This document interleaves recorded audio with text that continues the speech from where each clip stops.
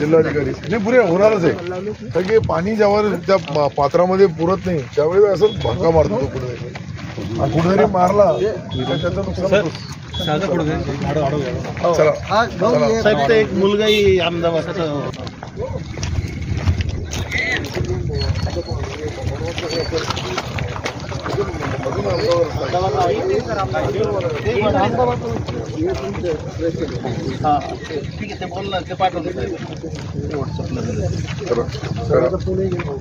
करा हे जे नुकसान झालेलं सर्व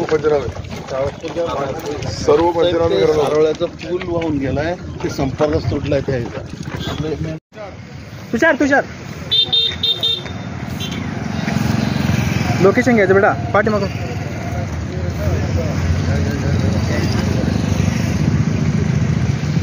ये निर्वाचन भराडी और सिल्लोड कन्नड़ साहेब बोलना रे इंग्लिश में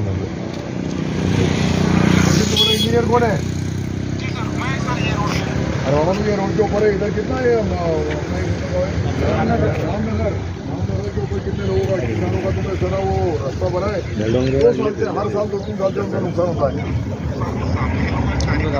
अरे कोई कैसा कर देंगे नहीं, सामने के ऊपर पीछे कोई पुलिस लगान करो, तुम्हारा डिपार्टमेंट का लोग मर रहे हैं, लोगों का नुकसान हो रहा, पूरे गाँव रास्ते में बंद कर रहे थे तुमने, बोलो तुम्हारा एग्जीक्यूटिव इंजीनियर उसका नंबर ही सब कर दे. पूर्ण ही साईड पाणी, कोणता शेतकरी नाही म्हणत नाही, कारण प्रत्येकाच्या शेतात पाणी सगळीकडे. सिल्लोडला बी आमच्याकडे मोठ्या प्रमाणावर नुकसान झालं.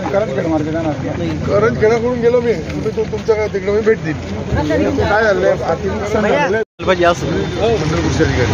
आता काय करा, ज्या ज्या ठिकाणी डॅमेज झालेले जितक्या शेतकऱ्यांचे सर्व पंचनामे करा. कोणताही शेतकरी नुकसानापासून वंचित राहणार नाही ज्याचं नुकसान झालेलं आहे. बऱ्यापैकी या नदीच्या नाल्याच्या आजूबाजूचे इथे 50 एकर अरे ऐकणार बाबा जरा. एक मिनिट थांबा नाही परिस्थिती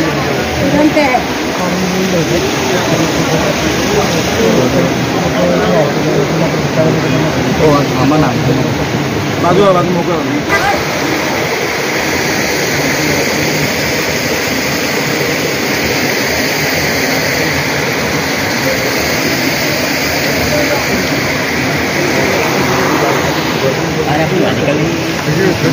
त्याचाही मुलामुळाचा प्रश्न आहे.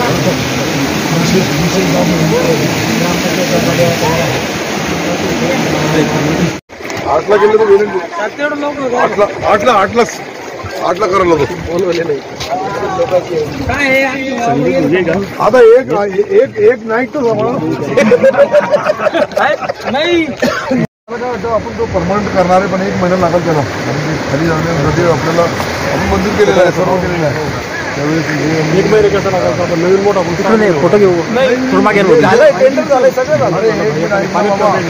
अरे करा, पहिले आयडीशनल सर्व्हिस चालू करून द्या. तिकड नाही तिथं माणसा घेऊ ना, पलीकडचे लोक दिसले पाहिजे त्या बाजूला. आणि आता त्याला ग्लो कमी होईल चालू करून घ्या. चालू झालं गावाची फक्त 20 माळे साहेब थोडं सकाळी पहिले काम गावाची तात्पुरती नाही. 6 महिने लागला, बरोबर लागला तुम्ही. 6 महिने लागलेला, पण 6 महिने सकाळपासून काम केलं. 4 दिवसामध्ये तयार करू शकतो. जोड दोन धारा आले सर, ते पडन अजून घेऊ त्याला. अरे अजून 2 घेऊ, काय फरक पडतो. आणि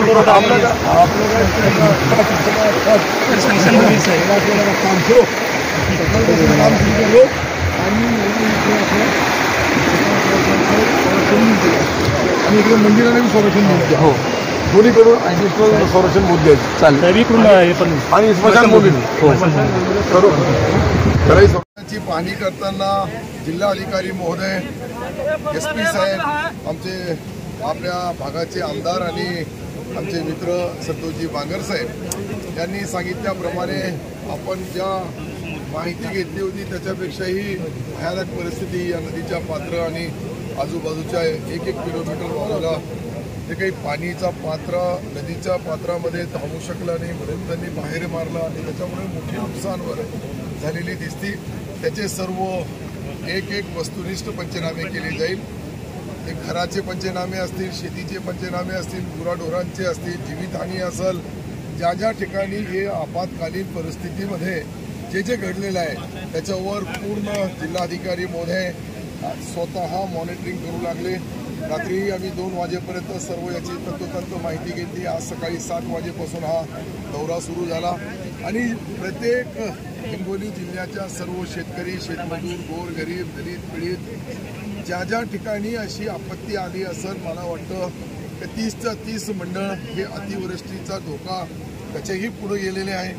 त्याची जे काही आपली जे नियम आहे, निकष आहे, त्याच्यात 141 मिलीमीटर पाऊस पडला तर निश्चित त्याचे परिणाम भयानक होतात आणि याच्यामुळं आता पंचनामे होतील. काही सहकारी संस्था असतील, काही उद्योगपती असतील, काही व्यावहारिक व्यापारी असतील, काही सामाजिक संस्था असतील किंवा राजकीय पुढारी असतील, यांनाही माझी हात जोडून नम्र विनंती आहे का आपण आपल्या आपल्या पद्धतीने थोडाफार शासनाचा पूर्ण यंत्रणा युद्ध पातळीवर काम करू लागली, पण त्यांनी बाकीच्या लोकांनी त्याला मदत करावी जेणेकरून या संकटाच्या काळामध्ये आपण ज्या आलेली आपत्ती व्यवस्थापन समितीचे सर्व अधिकारी, सर्व मॉनिटरिंग, कंट्रोलिंग, सन्माननीय जिल्हाधिकारी महोदय आणि मी स्वतः, आम्ही आमचे लोकप्रतिनिधी स्वतः संतोष बांगर साहेब बी प्रत्येक ठिकाणी लोकांना मदत करण्यासाठी रस्त्यावर उतरले, शेतापर्यंत गेले, संकटाच्या काळामध्ये मदत केली.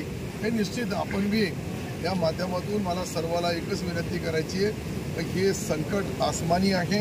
या आसमानी संकटचा मुकाबला करताना आपली यथाशक्ती सर्वांनी मदत करावी आणि विशेषतः सरकारी यंत्रणा युद्ध पातळीवर काम करत याच्यामध्ये तीळ मात्र शंका नाही.